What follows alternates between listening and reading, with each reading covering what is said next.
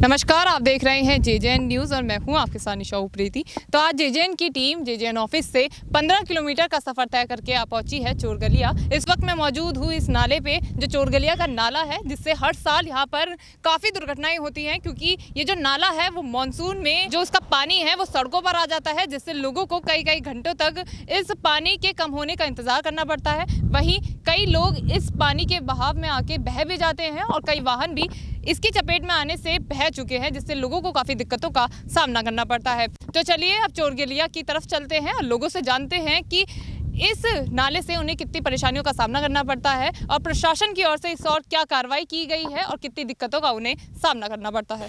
Sir, आपका नाम? महेश वाली। तो सर, ये जो नाला है, इसमें जब मानसून में पानी अपने पूरे बहाव में आता है तो कितनी दिक्कतों का सामना करना पड़ता है? ये लगे कि 24 घंटे तक भी 72 घंटे तक भी रुक जाना पड़ता है इसमें। पानी का फ्लो इतना होता है कि आदमी जा ही नहीं पाता उसमें। बरसात और बहुत तेज होती है, बाइक इच्छा वहाँ से जाना पड़ता है इसके लिए प्रशासन से। हाँ, फिर और रास्ता नहीं रहा, दूसरा कोई रास्ता नहीं है ना, विकल्प नहीं है उसका। दुर्घटना कितनी होती है? दुर्घटना हर साल 1 या 2 बलि तो जाते हैं। सर, आपका नाम? मैं दीपचंद थुआल, अध्यक्ष व्यापार मंडल चोरगलिया। तो सर, जैसे आप अध्यक्ष हैं व्यापार मंडल के, तो ये जो नाला है बारिश में पूरे उफान पर होता है, तो कितनी परेशानियां लोगों को झेलनी पड़ती है, कितनी परेशानियां आपको? ये तो देखिए, जब से मैं देख रहा हूँ पिछले 25-30 सालों से या 40 सालों से कहूँ, ये नाले हमेशा परेशानी का कारण बनते हैं बरसातों में। और इसका कोई पक्का ट्रीटमेंट अभी तक कभी सरकार के द्वारा नहीं किया गया। एक नाले पे पुल बना है भाई देवे, लेकिन उसका पानी भी जो क्या हो रहा है, डाइवर्ट होके रोड की तरफ को काट रहा है। वो नाला बीच से फट चुका है, बहुत बड़ा विषय। आप अगर जाते समय देखेंगे, जिस नाले पे पुल बना हुआ है उस नाले का पानी सड़क की तरफ को आ गया है और उस सड़क को कभी भी काट सकता है, इस मेन रोड को। और ये मेन रोड का लिंक हल्द्वानी से कट जाएगा बहुत जल्द, अगर एक अच्छी बारिश पहाड़ में हो जाती है। बाकी जो 2 नाले हैं उनमें पुल बनने हैं। तमाम प्रकार के नेता लोग के भाषण होते हैं कि हाँ हम बनाएंगे, पैसा आने वाला है, लेकिन ऐसा कुछ भी नहीं होता। आप इस जानते हैं, इस देश में तो मतलब भाषा कुछ और होती है लेकिन काम होते नहीं है धरातल पर, और वो हो नहीं रहा है। और ये बहुत बड़ा इशू है। इससे बड़ा कुछ और नहीं समझता है। भाई देव, किसी को कोई दिक्कत होगी, रात को तबीयत ख़राब हो गई मेरी और नाले आए हुए, मैं कहाँ जाऊँगा? मैं किधर कुछ नहीं कर सकता। मुझे सांप ने काट दिया, मेरे बच्चे को किसी और के बच्चे को काट दिया, किसी की डिलीवरी का मामला है। और यहाँ हॉस्पिटल हैं, हॉस्पिटल का कोई महत्व नहीं, क्योंकि यहाँ MBBS कोई डॉक्टर बैठता नहीं। भाई देव, उनके लिए सारी व्यवस्था है, और बरसात में इन चीज़ों की ज़्यादा ज़रूरत पड़ती है, डॉक्टर हैं। और नाला, फिर वही बात नाले की आती है। मेन चीज़ नाला में, अगर जब तक पुल नहीं बनेंगे तब तक मतलब हम चोरगलिया वाले हम अपने आप को पिछड़ा हुआ समझते हैं, और लोग भी, बाहर के लोग भी हमको पिछड़ा हुआ समझते हैं। और ये बहुत बड़ी समस्या है इस इलाके के लिए। तो मैं निवेदन करूंगा आपके माध्यम से कि आप इसको उठाएं किसी नेता के मध्य, और इसको हम इससे छुटकारा पाएँ और बहुत जल्दी नालों के ऊपर पुल बने। ये हमारा निवेदन है। सर, नमस्कार। नमस्कार। आपका नाम? मेरा नाम पूरनचंद जोशी है। सर, जैसे कि उत्तराखंड में मानसून ने दस्तक दे दी है, ऐसे में जो ये नाला है आपका, चोरगलिया वाला नाला है, ये बारिश में पूरे उफान पर रहता है, तो कितनी परेशानियां आपको आती हैं और कितनी दिक्कतों का आपको सामना करना पड़ता है? इसमें बहुत ज़्यादा दिक्कतों का सामना करना पड़ता है, क्योंकि एक तो छोटे वाहन नहीं जा पाते हैं, और विशेषकर एम्बुलेंसेज वगैरह, अगर कोई बीमार हो जाए या कोई दिक्कत हो जाए तो एम्बुलेंस वगैरह की दिक्कत हो जाती है। और छोटे वाहन तो कई बार बह जाते हैं, बीच में कुछ कैजुअल्टियाँ हुई हैं। वैसे पुलिस प्रशासन वगैरह मदद करता है इस मामले में। सर, पुलिस प्रशासन मदद करता है, लेकिन पुलिस प्रशासन ऐसी मदद क्यों नहीं करता है कि उनको आगे मदद करने की ज़रूरत ही ना पड़े? क्योंकि बार बार जब दुर्घटनाएं होंगी तो बार बार पुलिस प्रशासन आएगा, तो एक बार में इसका जड़ से समाधान क्यों नहीं? अब ये उनके डिपार्टमेंट का काम नहीं है, तो विभागीय जो है DPR बना के भेजी जाए इसकी, तो तभी जा कर के होगा। वैसे विगत में ऐसा सुना गया है समाचार पत्रों के माध्यम से कि इधर जो है इसका सर्वे हो चुका है और बनने वाला है पुल। अभी इस बारे में कोई ऐसी ठोस कार्रवाई तो हुई नहीं। सर, 22 साल हो गए हैं उत्तराखंड को बने हुए।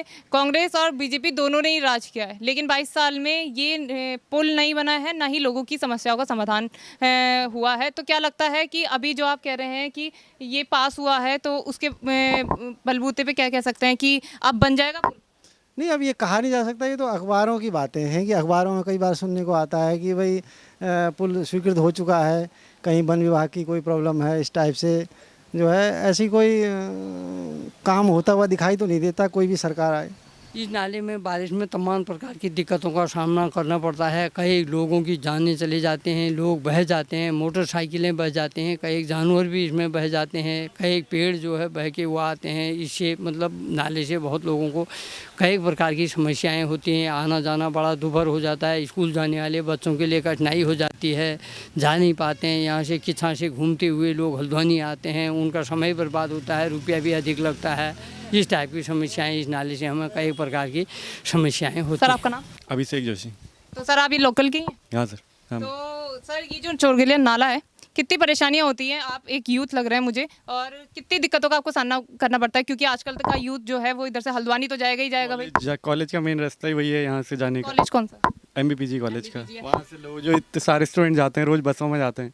अब नाला आता है तो फिर वो जा नहीं पाते हैं, क्लासें मिस होती हैं, तो कैसे ही हो पाएगा। प्रशासन से कहना चाहूंगी कि प्लीज़ आंख खोलिए। आज के युवा, उत्तराखंड के युवाओं को इतनी दिक्कतों का सामना करना पड़ रहा है इस नाले की वजह से। खाली पुलिस प्रशासन को मौके पे तैनात करके कुछ नहीं होगा। जब तक इनकी समस्याओं का समाधान नहीं होगा तब तक आपका जो राज्य है वो बिल्कुल भी विकसित या ऊपर नहीं उठेगा। और क्या कहना चाहेंगे सर? क्या हम तो जल्द से जल्द पुल बनाना चाहेंगे। और दुर्घटनाएं कितनी होती है, कितनी परेशानी होती है, कितनी दुर्घटनाएं होती हर साल एक न एक दुर्घटना तो सुनने में आ ही जाती है। बाकी इस बार अभी थोड़ा 1 आध साल से थोड़ा कम हुई है, नहीं तो पहले तो हर साल एक बस का भी बही थी पहले, और बाइक हैं, कारें हर साल बहती रहती हैं। तो आपको कितने वहाँ पे जब नाला आता है तो कितने घंटे तक वेट करना पड़ता है? 3 से 4 घंटे तो मैंने ही किया है। बाकी और कुछ ने जो रात भर रहते हैं, हम तो लोकल के हैं तब भी वापस आ जाते हैं।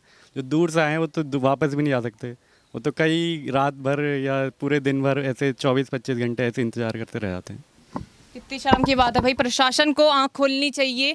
लोगों को 3 से 4 घंटे, जो कि एक स्टूडेंट है उनको 3 से 4 घंटों का वेट करना पड़ता है, लेकिन प्रशासन की ओर से इस पर कोई कार्रवाई नहीं की जाती। वहीं जो लोग दूर से आते हैं उन्हें 12-13 या फिर इससे भी ज़्यादा घंटे वहाँ पर बिताने पड़ते हैं कि जब कब नाले का पानी कम होगा, कब वो आवाजाही करेंगे। क्योंकि जब नाले का पानी पूरे अपने बहाव में होता है तो उस स्थिति में कोई भी जो वाहन चालक है वो जो सड़क है वो पार नहीं कर सकता। तो इसलिए जेजेएन भी प्रशासन से कहना चाहता है कि प्लीज़ अपनी आंखें खोलिए और लोगों की परेशानियों का हल कीजिए। तो फिलहाल हमारी इस खास खबर में अभी के लिए इतना ही। मैं अपने सहयोगी रक्षित टंडन के साथ निशा उप्रेती, जेजेएन न्यूज़ चोरगलिया। नमस्कार।